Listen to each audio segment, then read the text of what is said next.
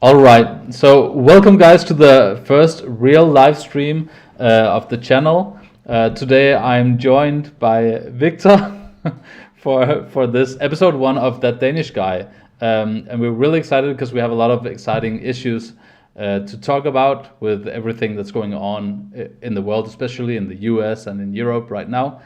And Victor is a friend of mine who has an international background. So you want to introduce yourself? Hi everybody, yeah, I'm Victor. Danish, grew up in South America, so bit of a mix here, cultural mutt, you might say. Cultural mud. Yeah, Yeah. don't So sugarcoat it. I'm just checking to make sure that the sound on the live stream is good because So last you time want we to tried, introduce yourself? it didn't really work. But it looks like Hi everybody, it's yeah, fine I'm this Victor. time around. Sweet. All right, so there's a lot of things going on right now. A lot of really interesting things. One of the first things that I think we need to address is the whole issue in the states.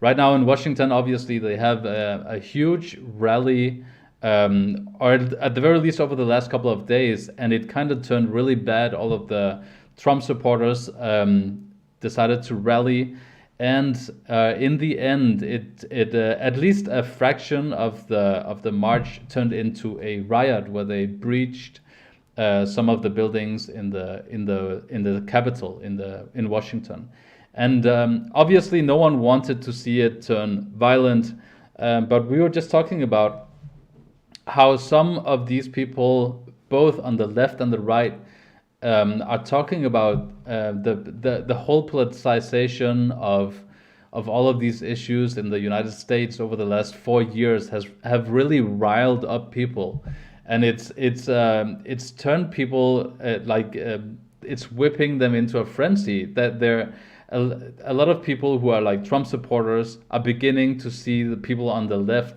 like enemies, not just like political opposition. They're seeing people who don't agree with them on certain issues as people who are not just have a different political opinion, but they're actually bad people. They're evil in some cases.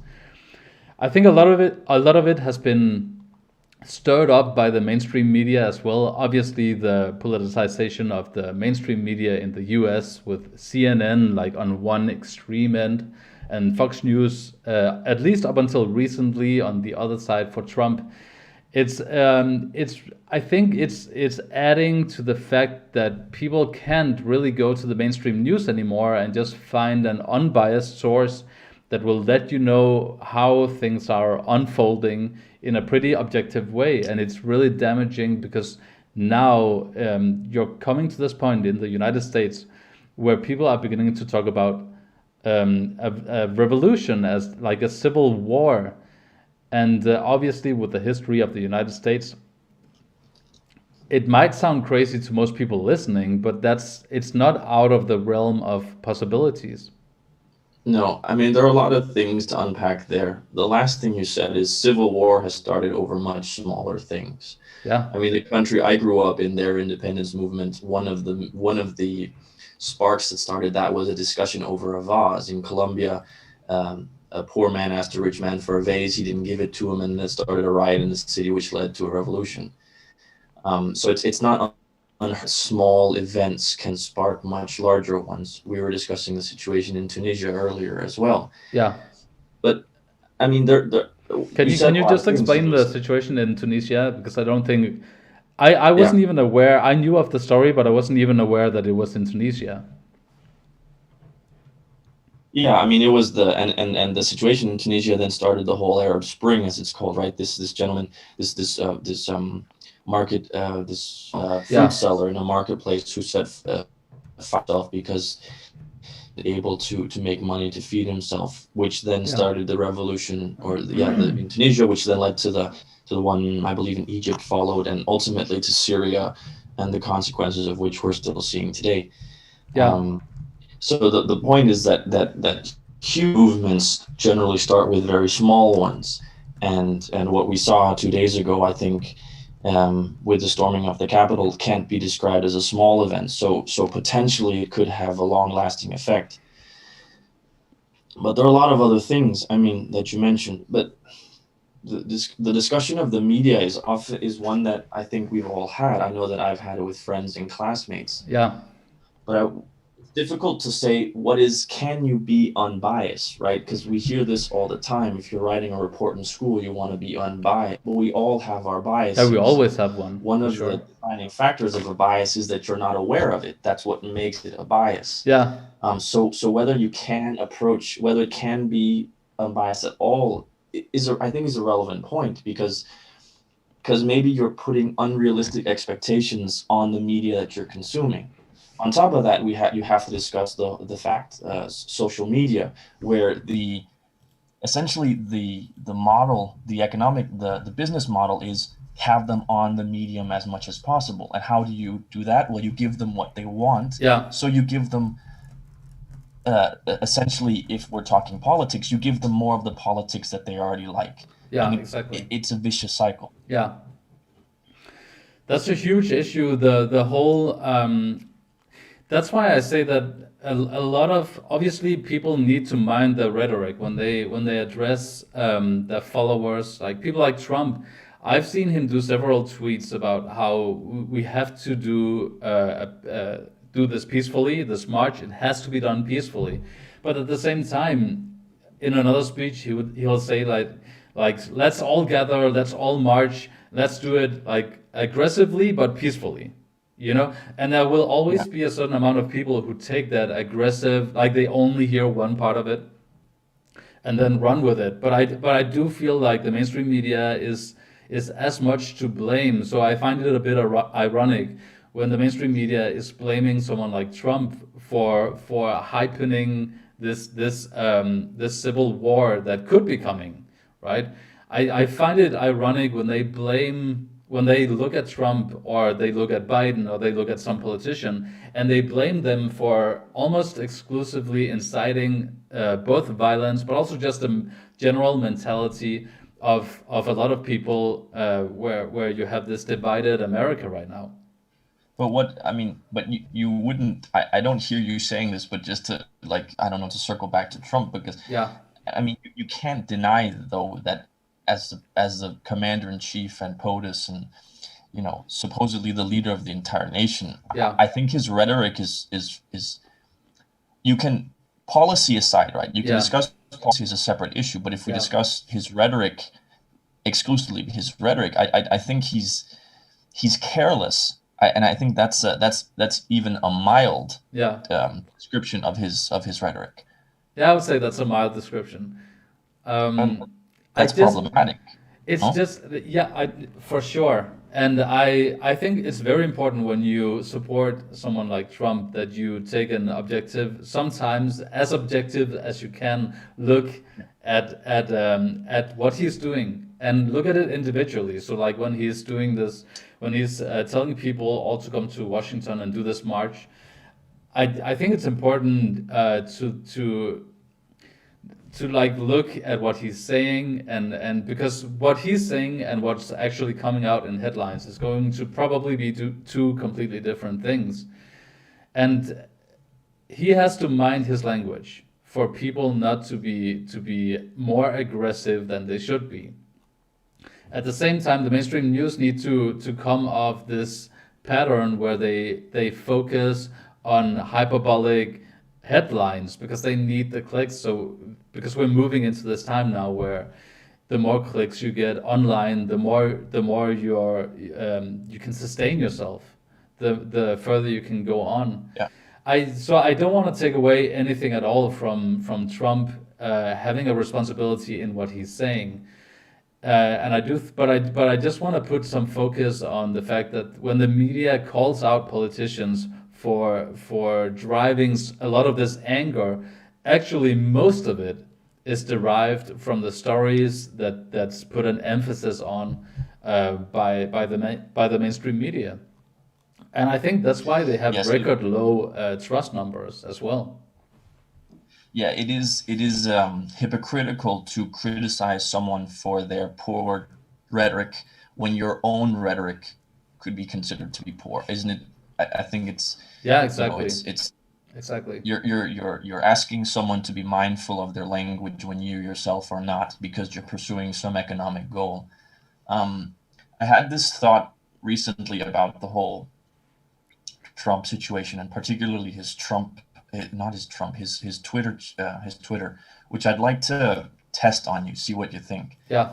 Uh, I think part of the issue, especially with the media and Twitter, is that we've never had a president that's this in this close contact with his I don't want to say with the people, right? Yeah. So the media essentially has no model with which to that they can apply to deal with his tweets. Yeah. Previously, your if I think of like the Bush administration or the Obama administration, I think the main way the press would meet the president would be through the daily press secretary meetings, Yeah. right? The press Exactly. secretary Yeah. would go out, would say, "This is the day's da da da da," and most of the time people would ignore what the press secretary would say. And then every once in a while, when the president would actually attend these meetings, that would be headline news the next day. Yeah. So the press is treating his tweets in the same way they would treat Obama attending his press conference, Yeah. this The daily same press level. conference.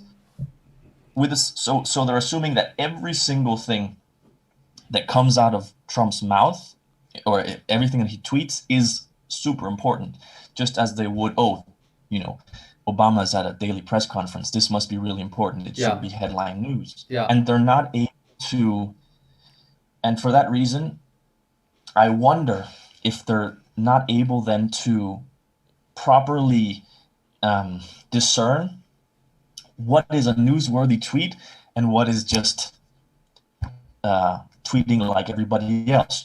You're late at night, you're just saying something absurd. Yeah. Yeah, I just want to say hi to Soundwave, who's one of my subscribers. I love to engage with also when he writes comments and stuff on my videos. So I just want to do a shout out to Soundwave as well. Um, what's really interesting to me is over the last 4 years, we've seen, in terms of what you're saying, we've seen Trump take to Twitter to do a lot of announcements. Actually, he did a lot of foreign policy announcements over Yeah. Twitter, and a lot of these other politicians would be surprised by it. And I think him using it as a way to go around the mainstream media has angered a lot of people. But at the same time, I think some other people like the fact that he's able to communicate with them directly without a filter really being put on him. Yeah. But as you're saying, you like your point with saying that the media will take. You remember how he addressed Kim Jong Un from North Korea, how he addressed him as Rocket Man. Yeah. Basically he was saying. Kim Jong Un was saying, "Don't do this to us, or we'll do something in return." And then Trump would get angry on Twitter, right? Or at least he would, in his words, he would seem angry, and he would be like, "Just you try it, Rocket Man," something like that, right? And it's so surrealistic, unreal, like it's so surreal that you Yeah. don't really know how to react to it. So I get a lot of the mainstream media that they like they look at that tweet and they have an instinctive reaction. I don't I I don't want to be the guy who says that everything the mainstream media is saying is off. But I read the news every day, and I read foreign policy news, and it's all super objective. It's all really well laid out, easy to understand where they're coming from. Whether you read Fox News or you read CNN or any other newspaper online, it's pretty easy to understand that like you're getting the facts, you're not getting too much opinion. But as soon as it turns into something about Trump or Biden for that matter, people are like super defensive or super offensive depending on where they're coming from. Well, I think that the issue with the tweets is I think the point I was trying to make is that to a certain extent, the media hasn't figured out how to deal with it because it's a new method of communicating in the public space, Yeah. which it's not that I entirely want to let them off the hook, but I want to give them a form of an out, right? It's not easy I don't think it's necessarily easy to know how are we supposed to deal with this technology that we've never had to deal with Yeah. before in our industry. Yeah. And it's a weird mix, right? Because I think as a if you talk about like formal and non-formal communication, right? Like Yeah. a press release is formal language. It's written in a certain way. Twitter is informal, right? It's a limited number of characters. Yeah. Grammar rules don't really matter. So it's the clash of two worlds, right? Yeah. It's Trump coming with foreign policy, which generally is in the realm of the formal, on a site and in a sphere Yeah. that's generally informal. And it makes it very difficult, I think, for the media then to decipher, well, how do you deal with this? Do we treat it as the formal or do we treat it as the informal? Um, and then you and then so I don't think it's oh yeah, now I remember where your second comment, the idea of foreign policy being much more neutral. Um, I suspect that that's simply a matter of a common enemy, right? To put it maybe a bit Could well simplistically, be. Yeah. if you're right or left leaning, um, you know what you want from your foreign policy, right? You want money in and less money out, essentially, right? You want your economy to be doing well, and you want your relations abroad to be doing well, right? There's no Yeah. real um, the goal is the same. I mean, whereas and to a certain extent, I think I sometimes speculate on whether or not the differences between the right and the left have to do with the fact that we lack some kind of ultimate goal, right? We don't really know It's a really what good kind of point. future we want. And so because we don't know what future we want, we get hung up on discussing how we get there. Yeah. Um, and then policy becomes a huge deal because that's the only thing we have to talk about. Um, as opposed to in the past, at least you could discuss where you wanted to go, or if you knew where you wanted to go, right? Like if you knew where you wanted to go, I mean, like your vision for the country, if you knew what the vision for the future was, well, then at least you could agree on that and you could disagree with how to get there. Yeah. But when you have uh, nothing, no future utopia to talk about, and neither no future utopia to agree about, then all you're left with is mundane banalities, and that's what you discuss, and that's there's not enough substance in that, so it ends up, I think, ripping people apart. It's really interesting how some nations are so good at creating like a single-mindedness among its people, especially when it comes to bigger issues. And like let's take China as an example. I know there's a lot of censorship in China, but they seem to have this general idea of like we're moving in this direction. It's not that much about the individual, but it's got a lot more to do with the collective. And I think in the States, when you look at the States, the problem is that you have forces that's tearing people into two different camps from within. People like the mainstream media might be some of it, right? But since you mentioned that they don't have this like common enemy, they don't have this certain goal that they're going for. I'm beginning to wonder if a lot in the past, a lot of the reason that America got engaged in all of these useless wars in the Middle East, I'm beginning to wonder if that was part of the reason. Can you imagine if China just decided to like invade like the US wanted? Because we're talking about, we're like in the West, we're talking about issues like transgender bathrooms, we're talking about issues like this and that. And in China they just seem to be moving forward with like a single-mindedness. The economy is rising, and in the meantime there just doesn't seem to be that same split, in To be fair, I don't think that's the same split in countries like in Europe and other places. But there's a massive split in the U.S. right now, and I think it's not only dangerous for the U.S. It's not only dangerous because you could actually go into a civil war, but it is dangerous when you think about the global scale, because the US is a superpower, China is a superpower, Russia is as well, and so on. But if you have one of the superpowers beginning to break itself apart, and it's the one that likes to be the policeman of the world, then all of a sudden you could see a lot of people get in trouble, get in with the foreign decisions. This is a bit of a side issue, but I just want to bring up how under Trump, Taiwan is one of these nations that's in danger of being taken over by China, because China has now gained a lot of control in Hong Kong, and that's been their goal for a long time. But now they're beginning to put their eyes on the next possible nation that they can take over, and it seems like Taiwan is the next target, right? So China is doing these military drills off of the coast of Taiwan, basically signaling that they're looking at Taiwan as the next nation, and to me that's really scary, because they have the actual capacity to begin to take over. And Trump was signing these huge military deals with Taiwan about F-15 fighter jets.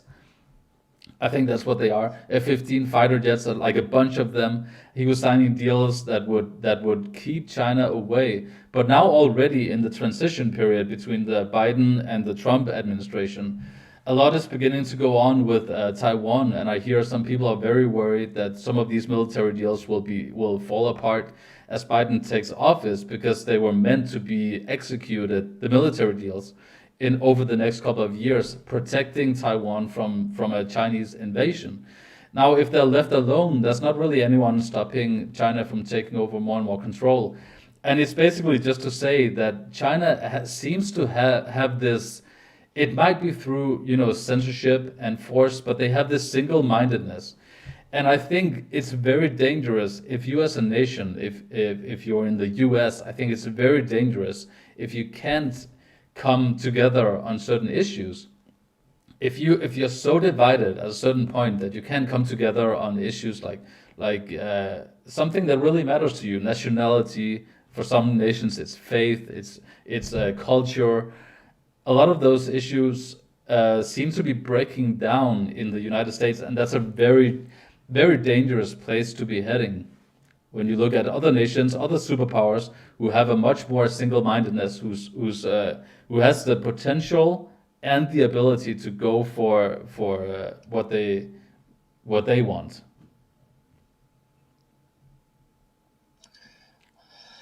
I think the issue of single-mindedness, and I would call it, is it a culture that focuses on the collective, or is it a culture that focuses on the individual, right? Yeah. But as I said culture. So I think to a certain extent it's also a cultural issue. My understanding, limited, granted, quite limited, is that Eastern Asian cultures in particular, and Yeah. if there are any Eastern Asians listening, they can narrate this, are much more collective minded, right? So Yeah. we Yeah. we we Exactly. are part of a greater whole, Yeah. as opposed to our Western post-Enlightenment mentality of the individual. Yeah. And if you then put that individual into a system where the information it's being fed is increasingly also individualized, you alienate yourself from the whole, and in essence, or not in essence, if you have a bunch of fractured individuals, you can never achieve single-mindedness. I don't think you need 100% consensus to move towards a goal, but you definitely don't need 100 million individuals coming together on single issues. The reality also is that, or as far as I can tell, not the reality of it, that's a bit too grand, but it does seem to me that the more homogenous, at least historically, this has been the case, and I think this is a theory we're testing now, that the more homogenous a nation is, the more stable it is. For sure, for sure. And the U.S. has never been homogenous as a nation, but they're the exception maybe. And what has kept them going are the agreement on the Constitution being important and all of these Yeah. things. And I don't know if they're I don't know where that thought exactly leads me. I don't know if they're moving away from it, but maybe there's just this increasingly different emphasis on different aspects of what it means to be American, and because of that, there's a breakup. I don't know. I know. Yeah, Yeah, but I'm not sure exactly where. I think that's a really good point that a nation needs to have a few issues where everyone can kind of come together on. And if you begin to lose those issues and at the same time you have that huge of a political divide, it could just like it could really lead you down a really bad road that you don't want to go down, right? Especially I think in the next 4 years, the U.S. is going to be challenged a lot by China economically.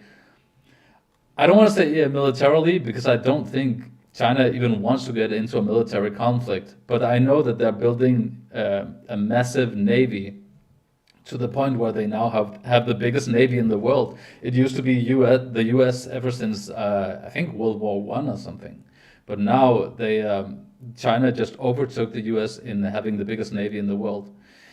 It kind of makes sense because they have the whole South China Sea surrounding China. But I just wonder when the U.S. is getting a new president in just 12 days. I wonder if things will change because I think on the outside, people will say that Biden won't be someone who divides people as much. But I think at the same time, I think the reason that some people feel like Trump was dividing people is mostly because he's actually putting a spotlight on different issues. Like he didn't want to go to war. He didn't. I think he's the first president in modern history of the U.S. presidents who didn't actually begin a new war. And I think he made a lot of enemies when he's talking about not going to war. He's talking about taking on the pharmaceutical companies because when the pandemic started, they found out that the US was completely reliant on China to produce all of their pharmaceutical needs. So all of the pills and everything. And China threatened to shut down the constant flow of medicine to the US. And all of a sudden you're realizing if we don't have a single mindedness, if we don't have issues to come together on, if we have more issues that break us apart than put us together, we're not gonna be left in a really good position. um, I don't think Trump is as bad, but I do, as some people say, in terms of dividing people, because sometimes a lot of these headlines are overblown and they're like created to draw in clicks, for online and so on. But I want to show you. I don't know if you can see this, but I want to show you a tweet that Trump was tweeting because people kept saying that Trump was inciting violence and so on. And I have a tweet here that he tweeted out the day before yesterday, so just around when the marches began happening. This is before the violence began really taking place. And he said, "I'm asking for everyone at the U.S. Capitol to remain peaceful, no violence. Remember, we are the party of law and order. Respect the law and our great men and women in blue. Thank you." He tweeted another tweet later on, which said, "Please support our Capitol Police and law enforcement. They are truly on the side of our country. Stay peaceful." So I don't feel like he's as divisive as some people say, but he has used rhetoric that will divide people into camps sometimes. But he also called the rioters patriots, and he continues to an election that, to my best knowledge, was entirely legitimate. He continues to spread lies about the issue of mail-in ballots and things like that. So I can take to a certain extent your point that certain of his some of his tweets are overblown, right? Yeah. That's fair enough, right? Like I don't that the media uses hyperbole and all of that thing, I have no issue. I have no qualm there. But at the same time, it's a bit of both, right? And it's difficult to Yeah.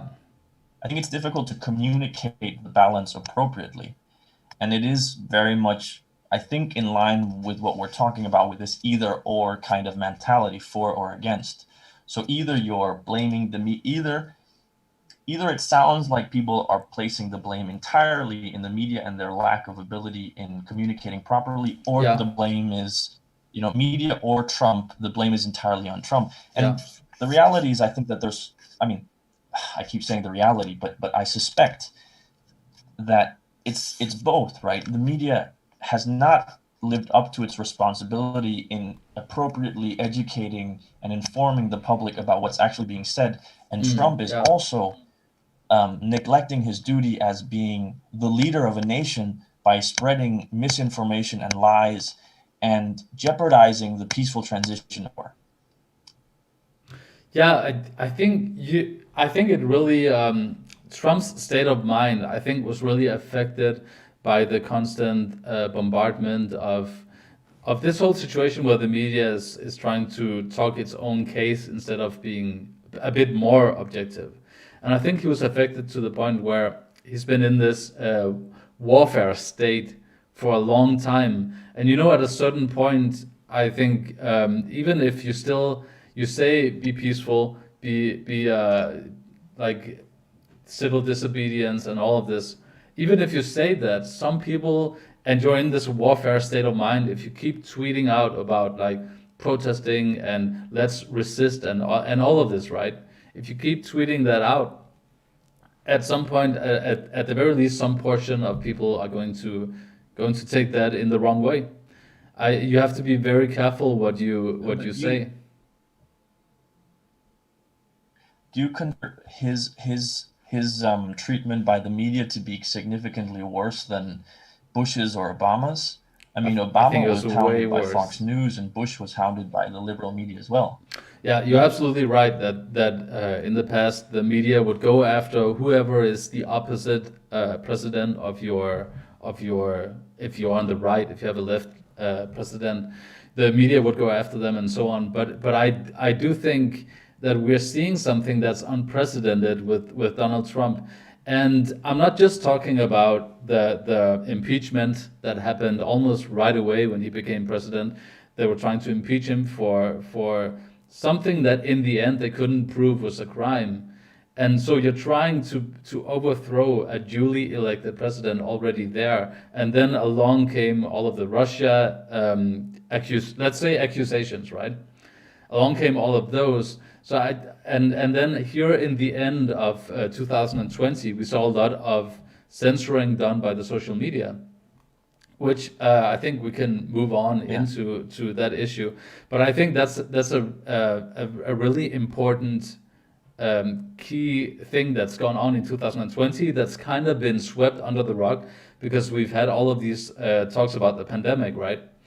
The censorship that's gone on in 2020 is kind of beyond belief when you look at not only, I'm not talking about Donald Trump's tweets, Facebook posts, always having this mark on it, always having this like extra add-on where they explain, Facebook explain the election was actually conducted fairly and all of this.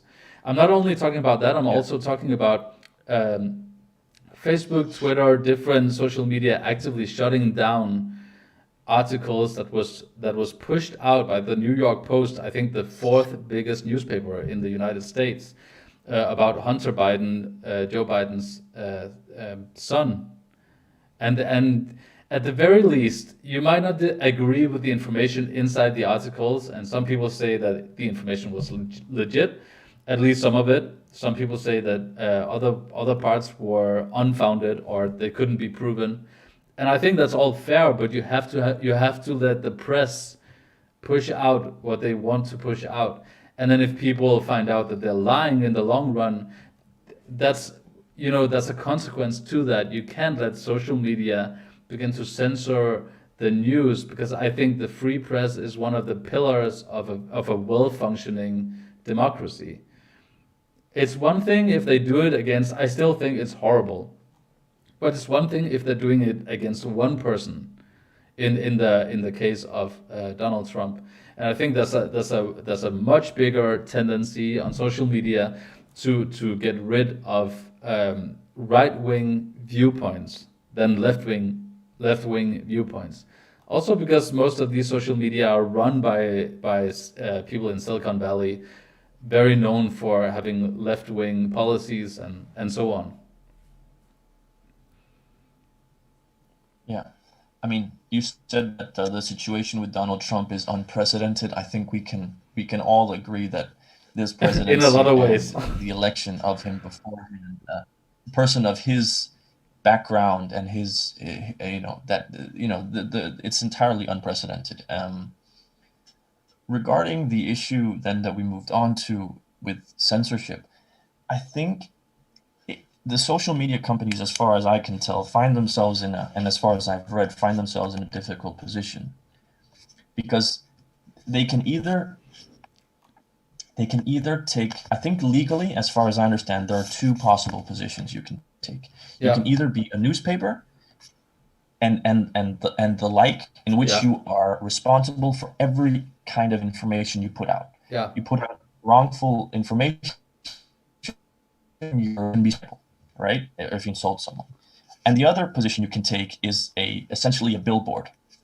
You've seen, like around town, the billboard is not responsible for what people hang up on it. And they can only choose one of the two positions. Yeah. And either one is bad, because if you choose the billboard position, then you end up in scenarios like we saw in New Zealand, where the terrorist attack in Christchurch was being streamed through Facebook as the terrorist was committing the crime. Yeah. And so much so that the Prime Minister of New Zealand, she would use Facebook to regularly come in contact with her citizens, and she didn't do that anymore. So that's the worst case scenario, you could say, with the billboard position. Yeah. Yeah. But the other position, in which you're more like a newspaper and you're responsible for everything that appears on your platform, is equally dangerous, because how do you control and manage millions, if not billions, of posts and comments and tweets and whatever that are put on you every single day? There's no way, as far as I understand, with the current technology, that you can prudently, without exaggerating, like where you can actually look at, well, is this being censored? You're using AI Yeah. that, as far as I understand, at the moment isn't capable of making that decision. That AI stands for censorship is in itself an issue, but there's no way you can adequately, if you demand that a social media be responsible for everything that appears on its platform, that's an impossible task. And so it seems That's a really good point. they're caught somewhere in the middle, which they have to censor because they don't want to be sued, but they can't allow anything on their website, because then you're going to end up maybe devolving into something like 4chan, or where the most terrible things, where you can find a bit of everything and Yeah. things that you would rather not find. Yeah, for sure, and it's an important conversation to have, the balance. Soundwave is saying that, he's saying that what the example you just gave is a great example, and he gets that there needs to be a certain balance also. He says that they have power to suppress speech. Businesses shouldn't have that kind of power. Yeah, absolutely. I mean, you have and this is what you were saying, right? Silicon Valley, you were saying it as well, right? The heads of these companies, right? Twitter, Google, Facebook. I'm probably, I think The those are big the ones, main yeah. ones. I don't know if you would want to include like Snapchat and things like that into it, but primarily these companies and their leaders. Yeah. I mean, there was this thing that came out a few years ago, in which software engineers at Google, at I think it was Facebook, they designed to encourage people to vote. When you wrote, "I have voted on Google," right? Yeah, yeah, When you go on Facebook, you can yeah, make a little, you can have a little tag that showed that you had voted, and that is they designed two different ones, yeah. and based on how they designed it, they could get more people to vote or not. So just by a small tweak on the design of the Yeah, platform, for sure. if you and they know, right, with all of the data gathering that they do, they generally know they can Yeah, of course. find Yeah, out your political yeah, yeah. position. So if they would target the more effective layout of this tag to Democrats versus to Republicans, you sway an election. It's Yeah. highly problematic that such influence is in the hands of so few people. And then on top of it, as you say, few people who in general agree politically. Yeah, I have a hard time really knowing where you should draw the line between allowing things that shouldn't be allowed, but at the same time having free speech, because you do have nations that made up laws for free speech, so you can't yell fire in a movie theater, you can't scream bomb on a plane and so on. That's not free speech, right? So You you're can't be a already, Nazi in Germany. sorry. Right, Germany has Yeah, free speech laws against Nazism in Germany. yeah, Germany. yeah, and you can be put in jail for denying the Holocaust, and like you just get a fine, right? But I think Yeah, eventually you would be put in jail if you don't pay it. I, yeah, yeah, I, yeah. I think there needs to be some kind of filtration by the social media, but you have to be very aware of what kind of power you give these companies, because they're basically just companies, and I think it's very dangerous to allow companies basically to make laws, because they might not make the laws, they're not lawmakers, but whatever policy they set out amounts to you not being able to speak a certain place. If you're banned off of social media for saying the wrong thing about the at whatever issue, if you're banned off of social media, you don't have that much of a voice anymore. You don't get YouTube, you don't get Facebook, Twitter, and so on. You can create your own webpage, and then you have your complete own like free place to say whatever you want. But the problem is when they draft these policies that actually, even lean one way politically. That's when you begin to see a certain bias come through in the policies, which is it. I get the argument that that's fine if you're just a company, right? People are just using your product, so it's fine that you're creating a policy because you're in your right to do so. But you also, at the same time, if you're social media, you have these special protections. You're not liable for the things that people post on your social media, and that comes with a bunch of benefits. And those benefits, um, it would harm a lot of social media if you took away those benefits, right? I mean, I'm not a social media apologist at all. I'm not certain that we've done ourselves a favor. In fact, I think we've done ourselves a disservice. I fear at With least social media. that it's an invention that is promoted as being innovation, but in fact it's regression. Yeah.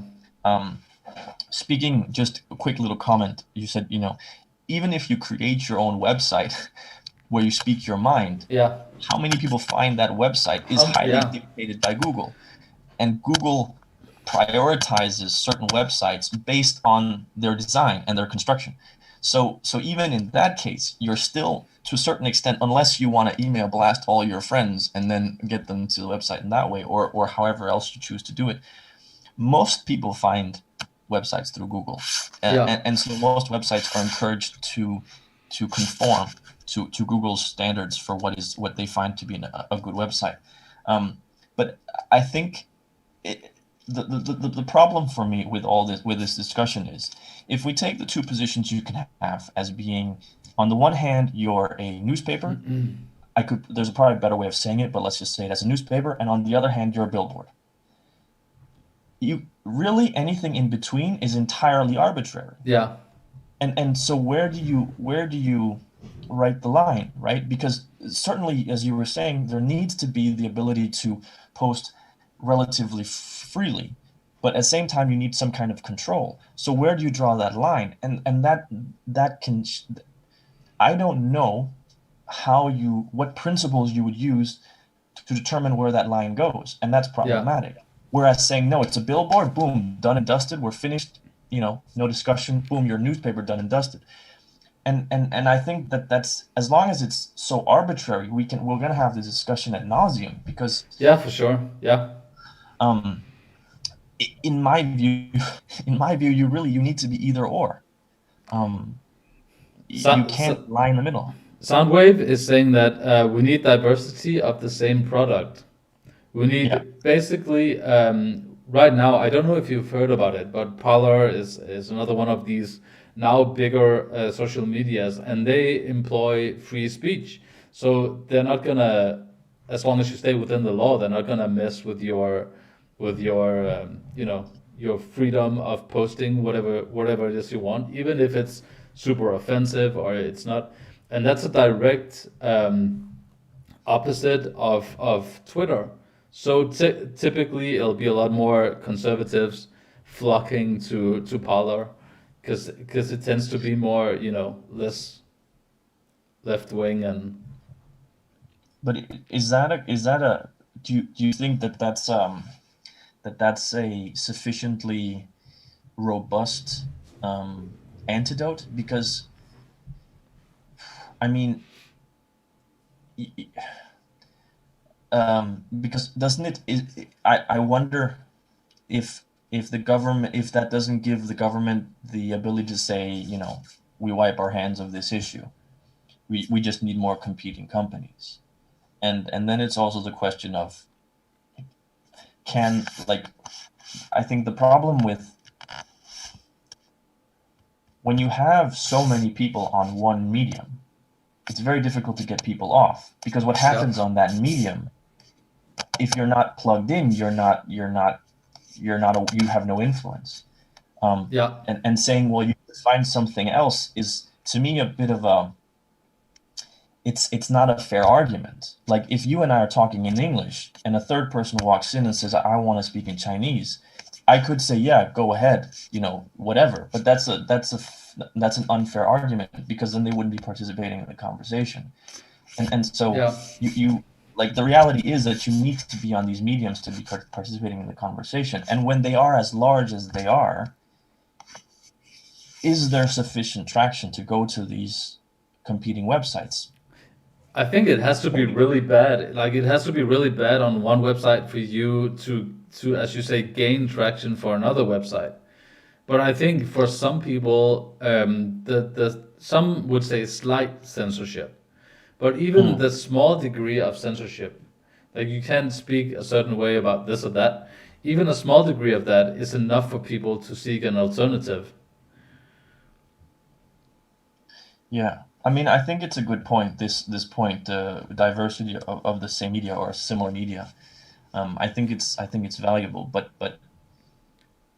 um, yeah, I worry um, yeah, I don't know. Maybe my left leaning tendencies want the government to step up a little bit more, Step up a little than more. than just hoping that a market solution will present itself. We have this in Denmark, where we both live right now. We have this huge trust in the government. And to people from the outside, that might sound crazy, right? To a lot of people Yeah. coming from different nations, it might sound crazy, but it's built up over time. The trust that we have in the government didn't just come out of nowhere. I don't think we would have it if we had the same shenanigans that's going on in different other countries. So I feel like the corruption level is very low in Denmark, and a lot of other things contributes to the fact that you're trusting the government as long as they don't overstep the boundaries. You're trusting them to a high degree. Yeah.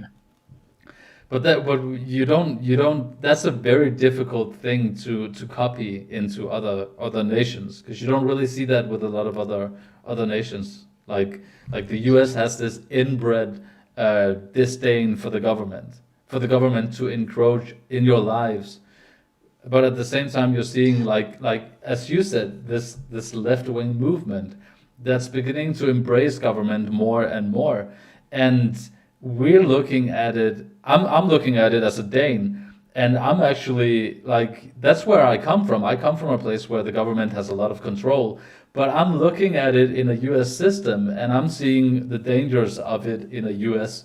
or a Chinese or another system. I mean, it's really good. It's really helpful background to give because it is certainly very significant in where we come from and how it shapes our thinking. Yeah, I certainly don't think that a person from Belarus would say the same thing as I just said, Yeah, right? probably not.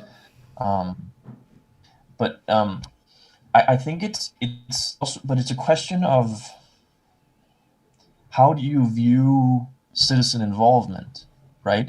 I think in a country like ours, or at least in most healthy democratic countries, you view citizen involvement as, to at least to a large extent, is who you vote for and how you vote, and actively engaging with voting and actively engaging with picking a parliamentarian or a senator Yeah, that represents your views, and yeah, that's how I make my voice heard. And if that's your background, if that's how you understand your civic duty, then saying we need more diversity of similar media, that that's trust market. And I think the and as you that's said, you like broke up for a second. That's what if the Nordic mentality, because I don't think it's a unique. What you broke up for a second. are you I didn't saying? hear what you said just before. You said that that's the something. Um, well, I think if you have this perspective that your civic duty is voting officials that share your opinion, then that's how you are active. That's how you're proactive. Yeah, And from that perspective, simply leaving it to market solutions isn't enough. yeah, But speaking, you're saying that the Danish perspective, I think it's maybe even a Nordic perspective. This kind of trust we have in government, yeah, it's odd to some, but I think what's odd to us is the trust that people in other countries have in the market. Um, the trust that this idea of the invisible hand, that the market will automatically correct itself, yeah. that this diversity of similar media will appear, because that's how the market works. I don't share that faith in the market. The same I don't conviction know how you in the authorities. Yeah, yeah, I don't know. I guess I've I've yeah. I, But I I think this mean, is a good segue of us moving into. Uh, influenced by your uh, background. I'm sorry, I think there was a bad connection, but I think this is a good segue into moving into talking about what happened with Julian Assange recently, because Julian Assange was for you Yes. guys who don't know, Julian Assange was after spending like 7 years in the Ecuadorian embassy in London, he was finally put to prison in London as well. And just recently, a few days ago, it was decided that he wouldn't be extradited to the U.S. because the U.S. officials wanted very badly to get a hold on him to do God knows what to him, right? But so Julian Assange then ends up being put in London prison, and from in there he was hoping that since he wouldn't be extradited anymore, a bail would be able to be posted for him, so he could walk out and be free by posting a bail. Now, recently they said that you can't. He wouldn't be able to have someone pay the money and for him to be free. But the whole issue is still very much of the moment of what we're talking about. The whole issue of Julian Assange was someone who leaked because it was given to him by other people. So he basically just gave material that didn't look good for the U.S. Army.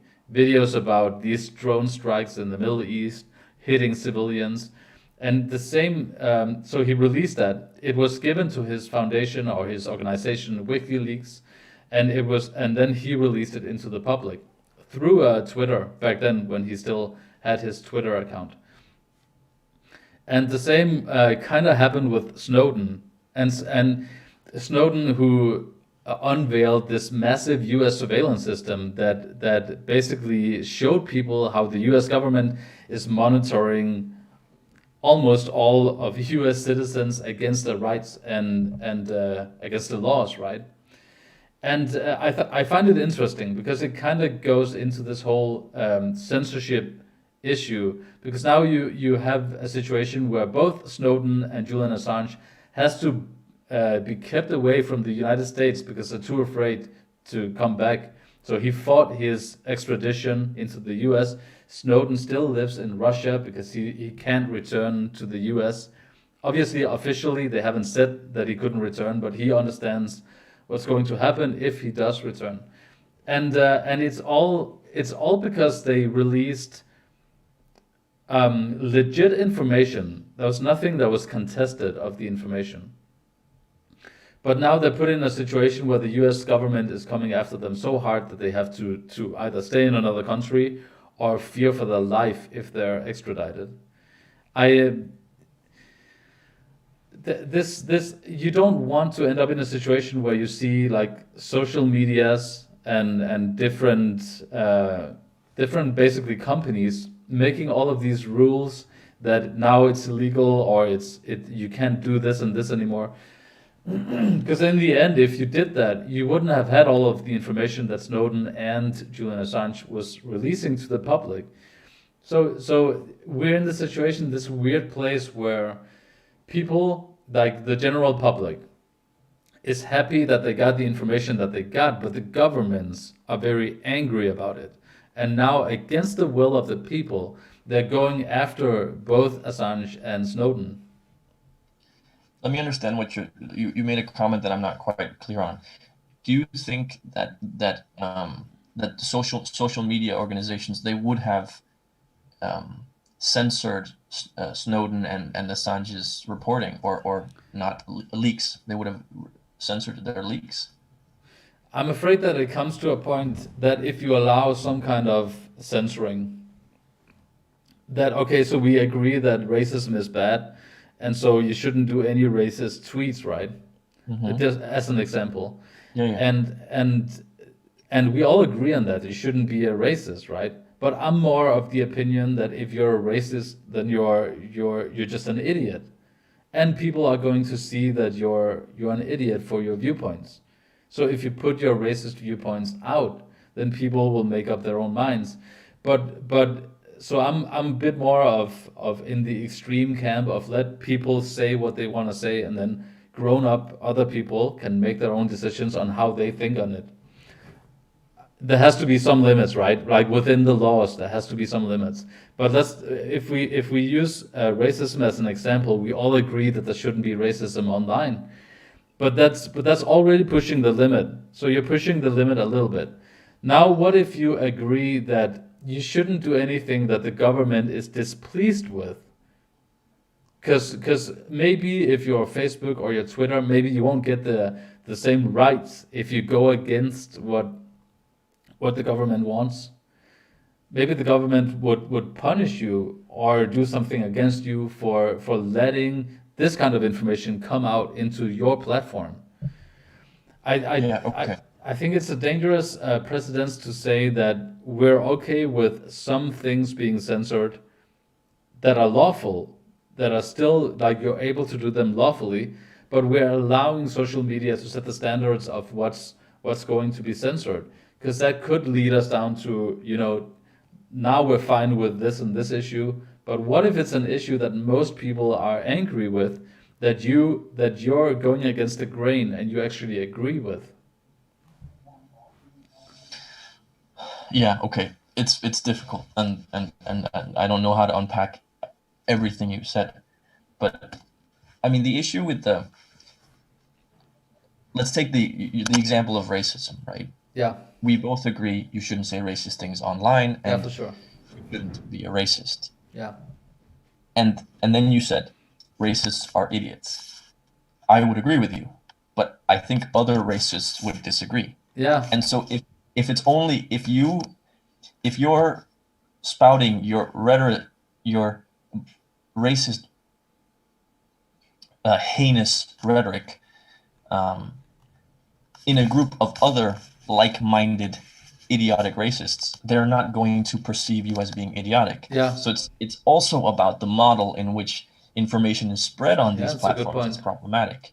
So even if you decensor everything and you say, well, let's trust that people are intelligent and let the community decide. Yeah. Well, if the community is divided into smaller groups, then there can be no kind of consensus Yeah. created.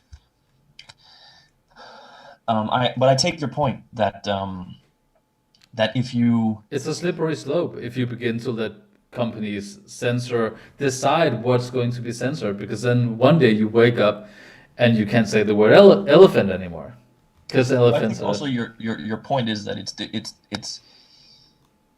dangerous to let anyone censor what is being said. Yes. Right? Because if the government censors these social media organizations, Yeah. then they can censor them against whistleblowers like Assange and like Snowden. Yeah. Yeah. But again, I mean, we're stuck in the same spot, because I think you certainly, I don't want I don't think it is, it should be acceptable that a terrorist can stream his crime as he's committing it. I think that's, Yeah. I understand, like, I don't, But you see, we have laws against those kind of things, right? Yeah, but it happens. Yeah. Yes, there should be some restrictions. I just think that they should be within the laws, within the general agreed upon laws, that these tech companies, if they censor people, it should be because they're committing essentially a crime. They're going against what's already a law.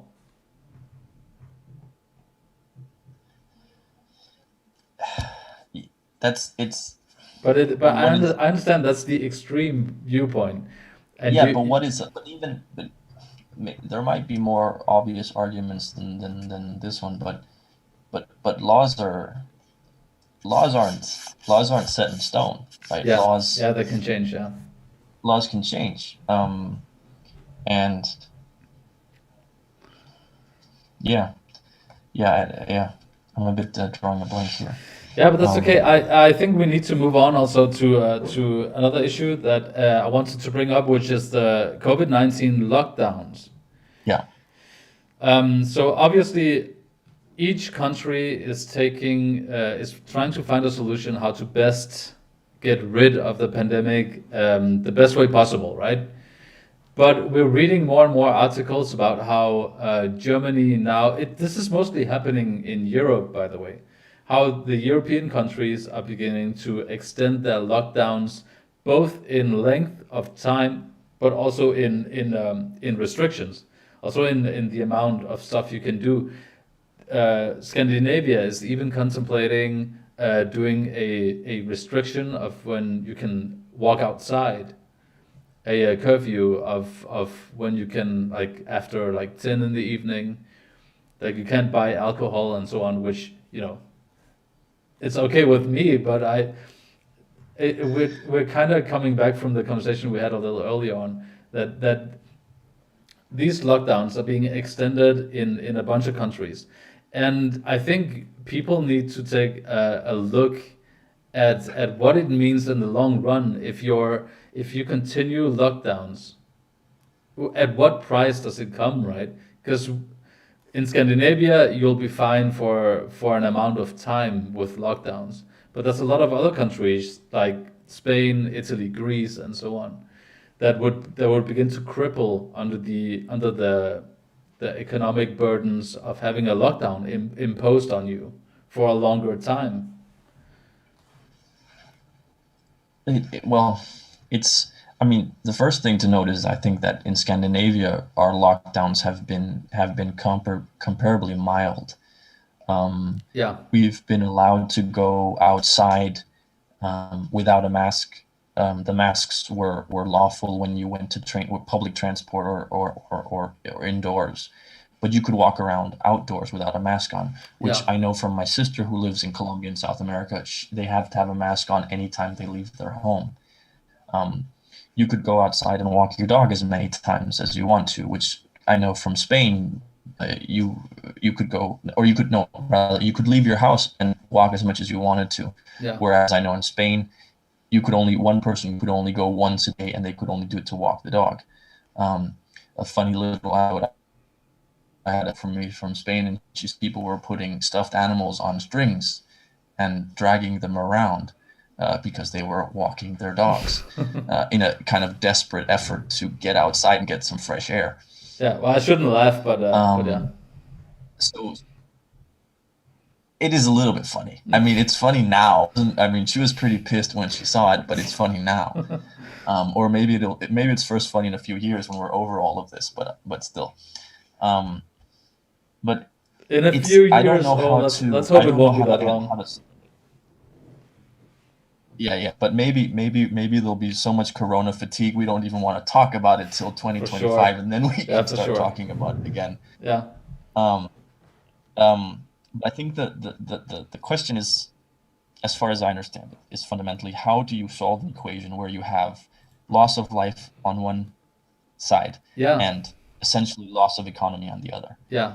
And you see, I think, you see stories where in Spain, I think it was a nursing home where the staff had just left out of the blue, and I think it was, tens of people that had essentially died in the nursing home because the staff had left out of COVID fears, which is, for a civilized, fairly developed country as Spain, is a terrible thing. You think about like the situation in Bergamo in northern Italy, where, the health authorities simply couldn't cope with the situation.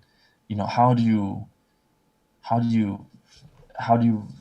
measure that up towards the loss of economy, which at the same time also makes people suffer, because people lose their job, they lose their livelihood, they lose the ability to take care of their loved ones. Yeah. I have no idea at all how you solve that equation, where you should lie. No idea. So will come a point where you can't keep these lockdowns forever, right? No. So I hope it's just a matter of the government's trying to keep these lockdowns in place for the pandemic to kind of spread out long enough, instead of everyone coming into the hospitals at the same time. Isn't that the intention? I hope that's Isn't the that the case. intention? I think that's the case with a lot of people, a lot of nations, but I also think that some nations are just like kind of following the other nations, and Yeah, definitely. because you don't really know where this is going, and you don't really know when it will end. Or so obviously lockdowns and tighter lockdowns. I read reports about how Germany is going through a tighter lockdown now. Sweden, Denmark are considering further restrictions. We're living it in Denmark, which they're not the tightest in the world, they're not the worst in the world.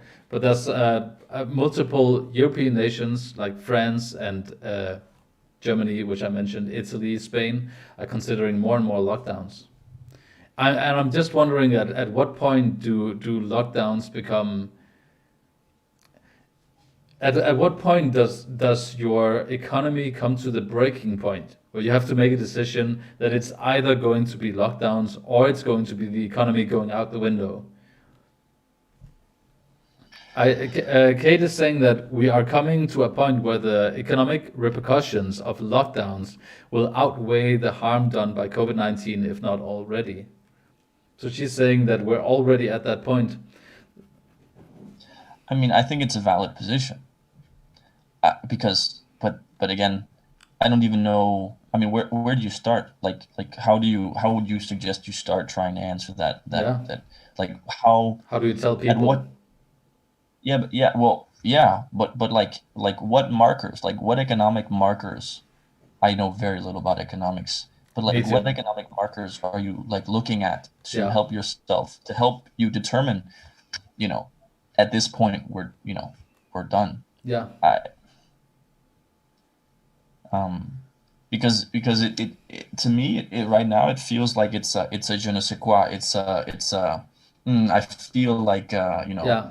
at least that's my approach to it. It's like it feels like the economy can't take another hit, or and obviously I'm not an economist, and you'd So we hope don't that really mature know. nations have economists. Yeah. Well, they should have economists at hand.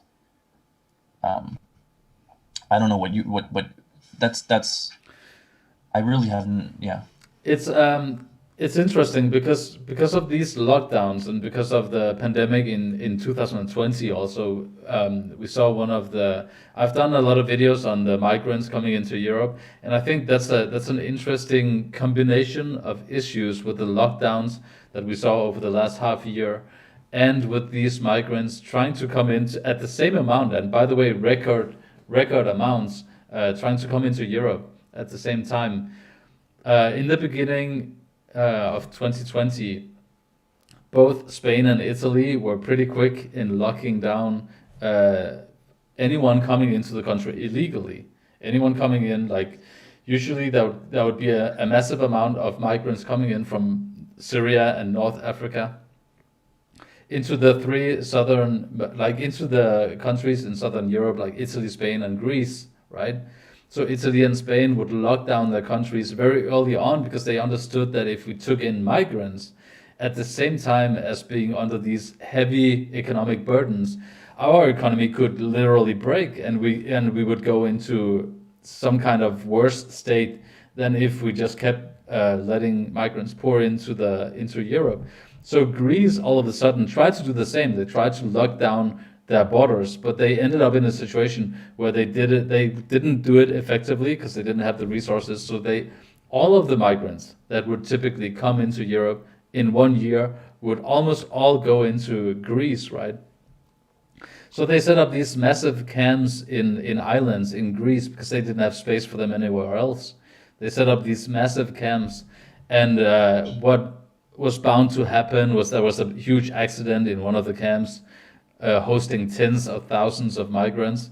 A huge fire broke out. So all of these migrants were supposed to be relocated, put somewhere else. But now, because Greece didn't have the money, they came into mainland Greece, and now they're pretty much unaccounted for. So you have tens of thousands of migrants coming into Europe at the worst possible time, both for Europe but also for the migrants. They're coming in at probably the worst time for if you're a migrant fleeing war, it's probably, you're probably doing it out of necessity. But that's a bunch of, I think it was like 80% of migrants last year was considered to be economic migrants. If 80% of those people are coming in for economic reasons, basically, that's a heavy burden to put on a country like Greece. So you're seeing them spread up into Europe now. And if we can, I would like to address the whole situation about migrants, because Europe is split on the issue of migrants. You have a lot of Eastern European countries that are very they feel like they've had enough of taking in migrants when they can't really afford it anymore.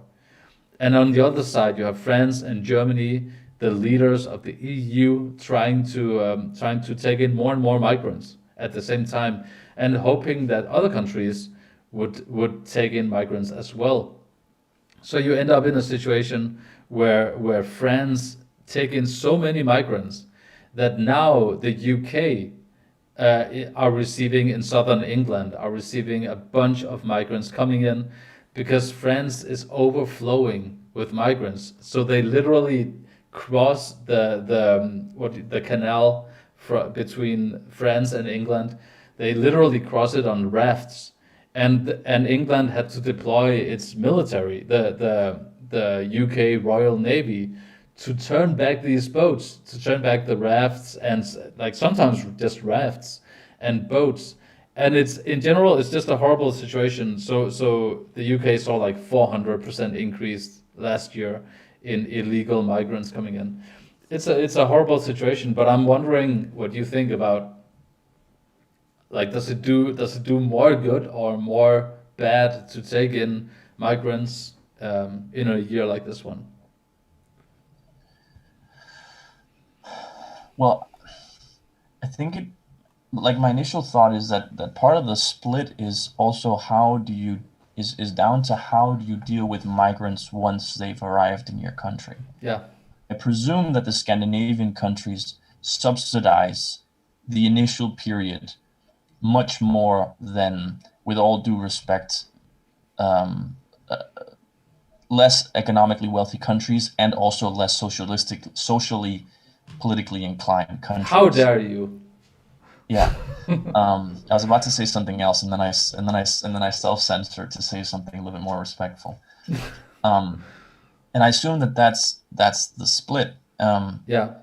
Um, and for that reason, you also have different countries that say we can, I think that's the at least the rhetoric you hear from the Danish government, is that we can afford it. And part of that is, well, also because I think it's quite expensive to accommodate a person coming in.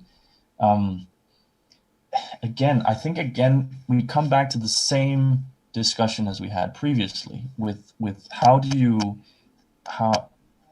it's economy versus people, Yeah. essentially. Yeah. Good point. Again, right? How do you do you choose what is most economically profitable, or do you choose what is most, let's say, morally upright, or maybe let's say what's most altruistic? Which one do you pick? And I can see, I mean, both make sense, because you can't have your economy break down. That's not good for anyone. It's not good for the migrants coming in because they lose any support that they might be receiving. It's Yeah. not good for the local population because it's the local population that is providing the jobs and the homes and the support for people coming in. But at the same time, turning your back to these people and saying you can't come in isn't a solution to the problem either.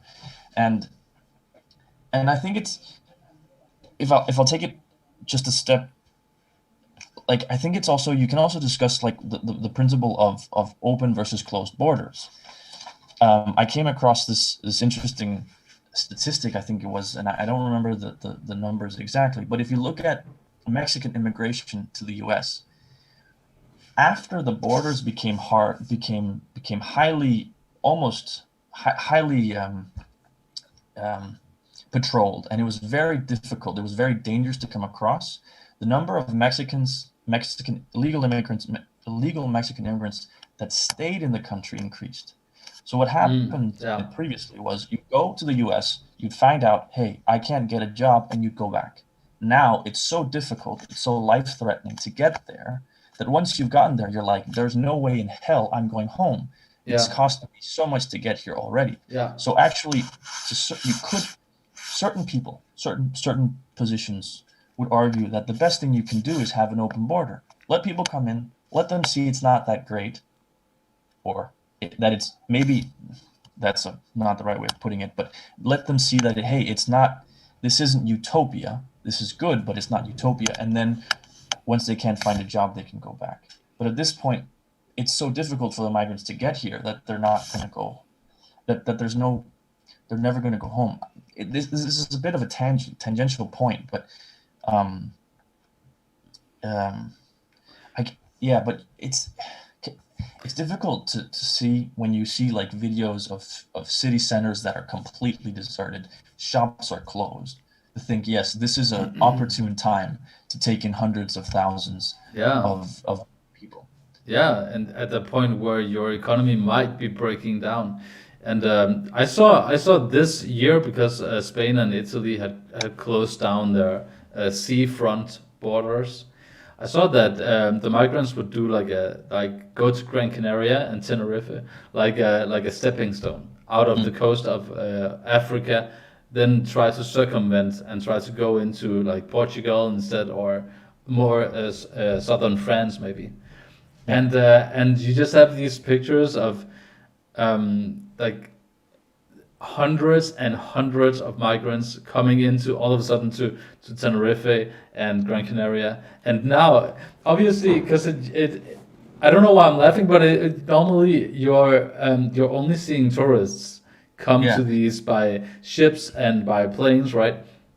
But now you're having these hotels filled up with migrants, because they don't have camps in Gran Canaria and Tenerife. So they did this program where if you're a migrant, you don't have any resources, you come to Gran Canaria and Tenerife, you are allowed into one of the hotels in the island.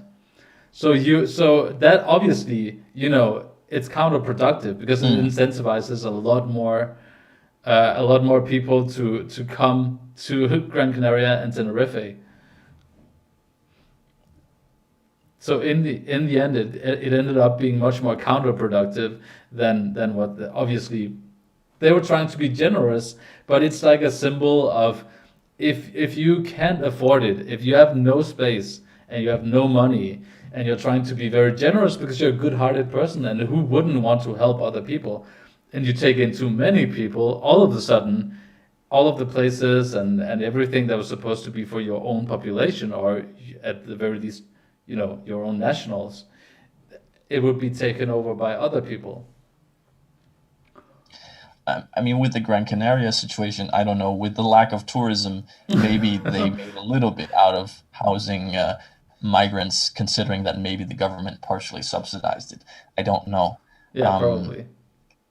but I can understand the little smile because it is if you imagine in your mind the picture of wealthy European women sunbathing on the beach at the same time as a migrant boat rolls up and people who are, in teared clothing and haven't, that are rightfully going. It's such a huge, it's two worlds meeting that you wouldn't generally assume meeting.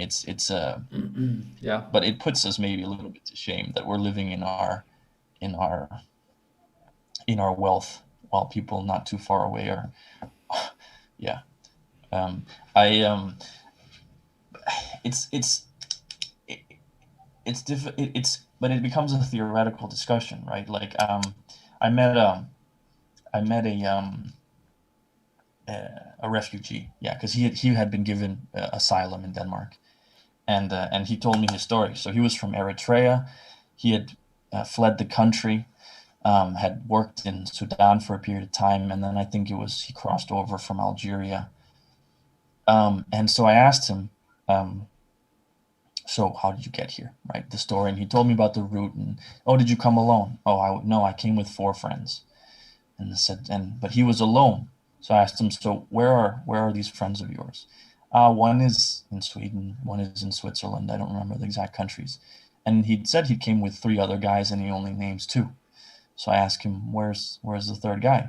Oh, he drowned in the Mediterranean. Oh. And what the hell do you tell that kind of, what do you tell that person who has lost a close friend, as the person right next to them has literally died? Yeah. It's difficult to have with that kind of story running around the back of my head. It becomes difficult to have like a discussion about economics, which we need to have certainly, but it feels Yeah. a little bit out of place.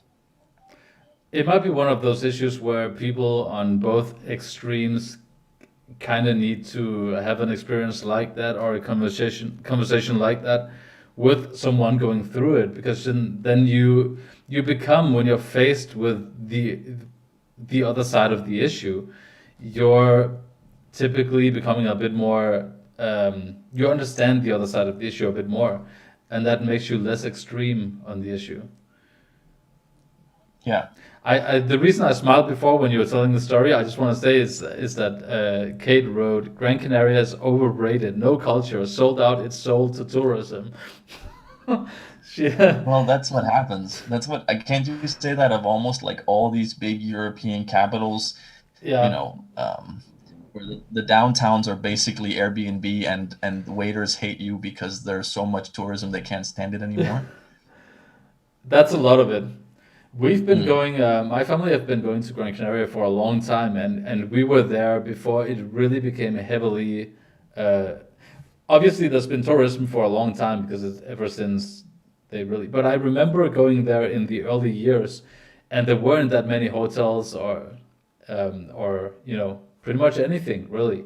You would land, and then for 1 hour you would drive, and it would just be desert and hills and mountains. Mm. And obviously they thrived under it, but you can feel when you speak to the waiters and people who live there and serve all of the tourists, you can feel that they're not really they have like a gratitude that people are coming to spend their money in their island, right? But at the same time, then they give up a lot of their like their culture and their way of being because they constantly have to be around people who come from the outside. Yeah. I I mean, I think had a similar yeah. Continue. I think this issue about migration, it's not just tragic stories versus economy, but it's also a matter of are you giving up your are you if you take in a bunch of people like Germany did in the migrant crisis of 2018, when they took in almost 2% of of the people, and they had whole villages, German villages that where they took in like 20,000 migrants in 1 year, and it would be a village of only 25 or 30,000 people. So they would set up massive camps, build buildings, and so on.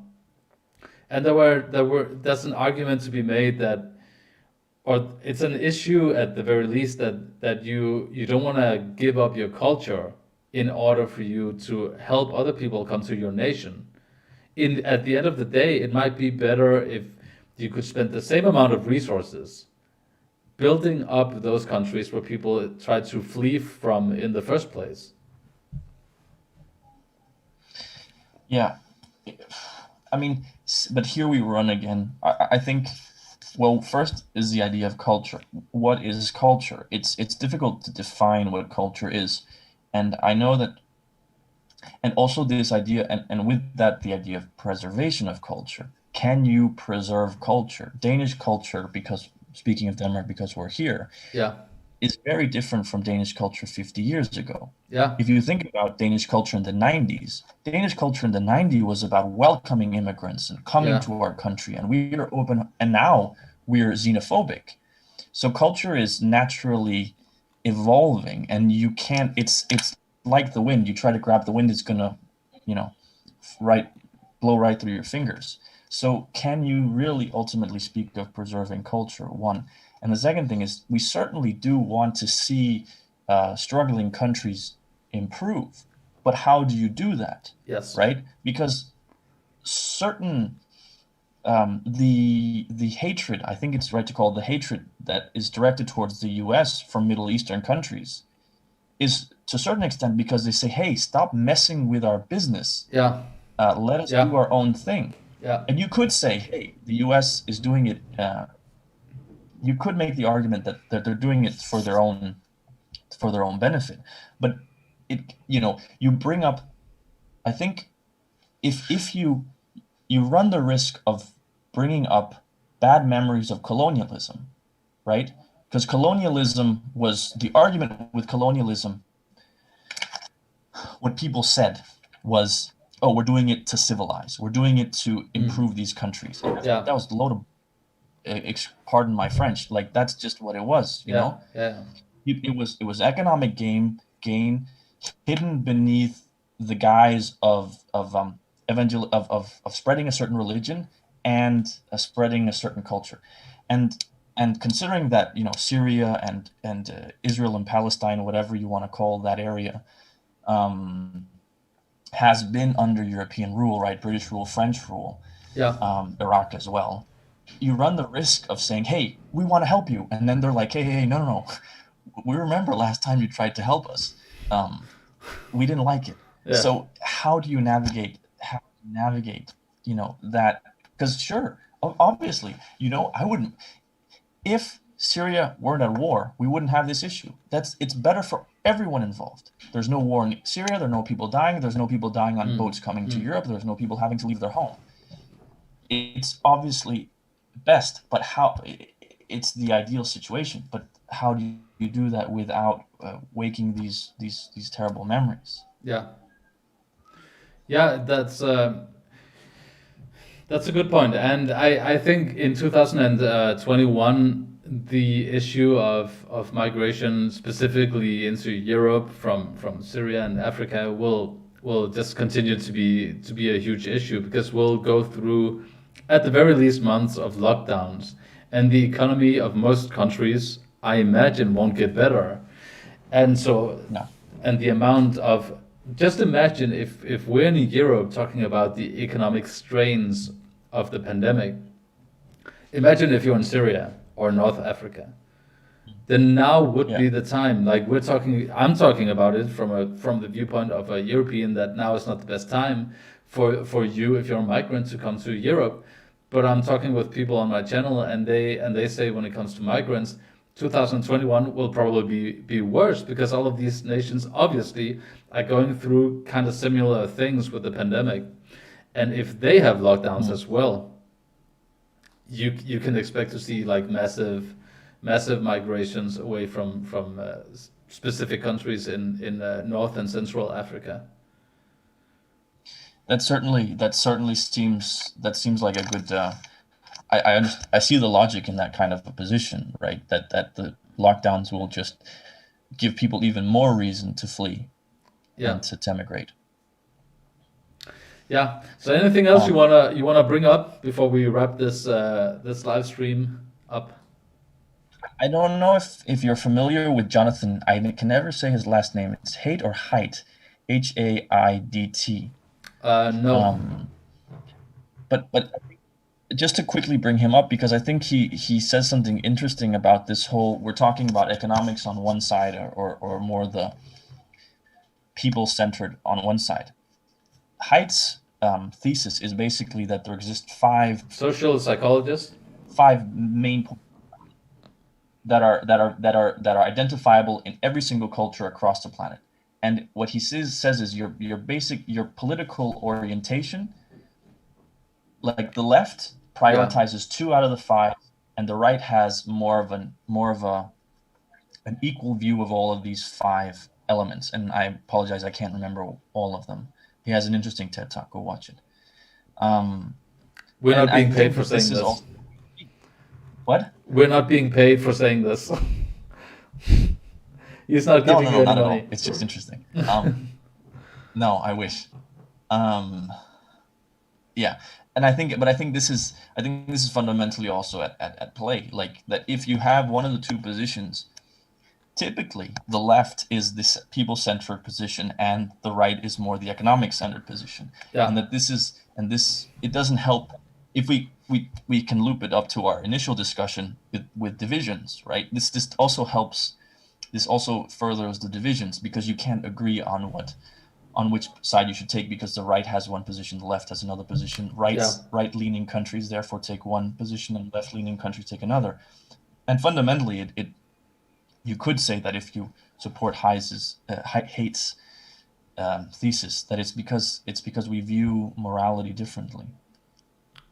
I think Yeah, but that's I my think that's that's a my good point, fullest. and I think that's why it explains, like you just said, it explains a lot of the reason behind this tribalism that's going on with people, that where people are being divided. If you view someone who has the opposite viewpoint of you, if you view them as being morally bad, it's much easier to pick a Mm. fight with them than if you just Yeah. view them as having a politically different opinion. If you just understand that people are different, and even though you have a different opinion than me, we're both pretty decent people, and you can't assume that anyone's bad just because they don't think the same way that you do. Maybe they come from a different place or they have a different background, and I think that's a Mhm. really good Yeah. point. And as someone said in the beginning of the stream, it's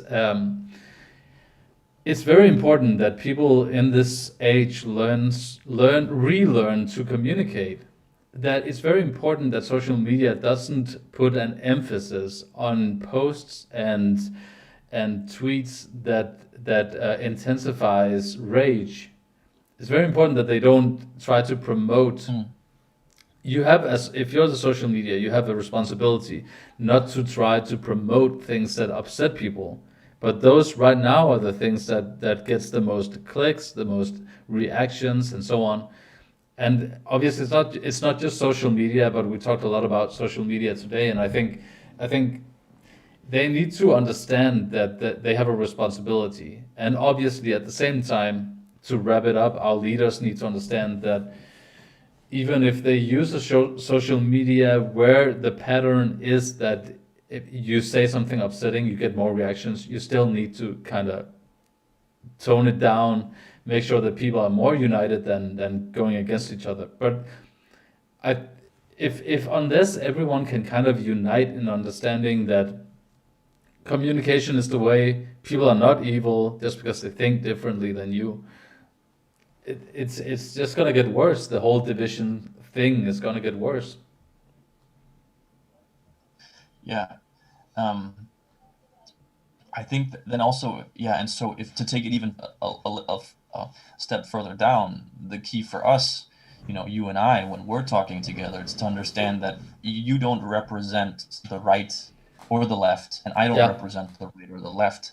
So when I'm defending a point, I'm not defending a position. Maybe yeah, we're just talking about I don't like this one argument, right? I like the point. yeah, I'll agree with yeah, what the argument is supporting, but I think it's a poor argument, right? So it's about or other times that like my position is mixed. I have certain yeah, I can see the sense in both sides, and I'm probably more purple than I am anything else. yeah, And so yeah, I think when we have conversations, and I think we both attempt to do this, it's about saying, well, what are we actually talking about? yeah, Not what I think we're talking. yeah, exactly. And that's why I like talking to you, because I like the way that you, if I take a position, you try to come at it from the other side, but only it feels like it's more to investigate the issue than for it to be very, like, hostile. A lot of the times today, when you speak with people, it can end up getting very hostile. But if you have the mindset that I want to investigate your viewpoint, I want to find out if it holds water, or if it, just from asking questions, I much prefer that than when people just start from their two camps, and they get too excited and they get too angry over issues that you could just like talk it out and kind of find a middle ground. And if you don't agree in the end, that's still fine. Yeah. I mean, I should. I think, speaking for myself exclusively, I need to get better at asking more questions. Um, and then more. And I think this is true. And then speaking maybe more broadly, I think this is true in general. Um, it's not enough. It's as sometimes having conversations. Sometimes it's as basic as asking more questions Yeah, simply than speaking yeah, your mind. yeah, Ask exactly. not that we have to. I've heard so many people say you have two ears, one mouth. Listen, I think that's BS. That's so pedantic. It's what they want, so they can speak more. Yeah, like I'm like, okay, so you can speak and I have to Yes, like so you get to no, talk more. but in general, like if you ask two questions, try asking three. Like, you know, I think it can be as simple as that. And I'm not I forget, but I feel I should. That's something that I know that I need to do more. I need to ask more questions. Yeah, yeah, and we can all learn from that. Me too, as well, for sure. That's what I try to do with my channel as well. Just ask questions, like look at things without having, at the very least in the beginning, without having too much of a viewpoint coming in. Just look at the news, try to ask questions, and then oftentimes it just seems crazy. The Yeah, things that but we I think read the about. interesting thing. Well, I mean, when you ask questions of the internet, it's sometimes dangerous because you sometimes get the answers you want. When you Yeah. ask questions Yes. of another person, that's different, right? Yeah. Yeah. Exactly. You're not just jumping Sorry. into your echo chamber and Yeah. yeah, Sorry if this sounds a little bit preachy. I apologize if it sounds a little bit preachy. people are gonna be enraged. Um, Listen, thank you so much for taking the time to talk with me and be part of this the first episode. It's really a pleasure talking with you, and an honor that you would Likewise. come on the channel. If you guys want to see more of Victor, I plan to do these live streams every Friday from now on, and every time we can. So every Friday around the same time, I'll post them up on the channel so you guys can follow and see when the live streams will happen more specifically. Is there any place that people can find you on social media, or are you the social media hermit that I think you are? I'm the social media hermit at this point, but hopefully, hopefully at some point in the future, I'll develop something, and then at that point, then I'll give more details. At this You'll- point, you'll reemerge. you have to come back to this channel to see more. Yeah, so you heard it, guys. This is exclusive rights on on Victor's Yes. viewpoints. Thank you so much for joining, and thank you to you guys for tuning in as well. Remember to check out the weekly videos and also the Friday live streams that we'll be doing from now on. Thank you so much for watching. Remember to subscribe if you like this video and like the content that I'm bringing. It really means a lot to my pretty small channel. Hopefully for now. Hopefully for now. Thank you guys. See you later.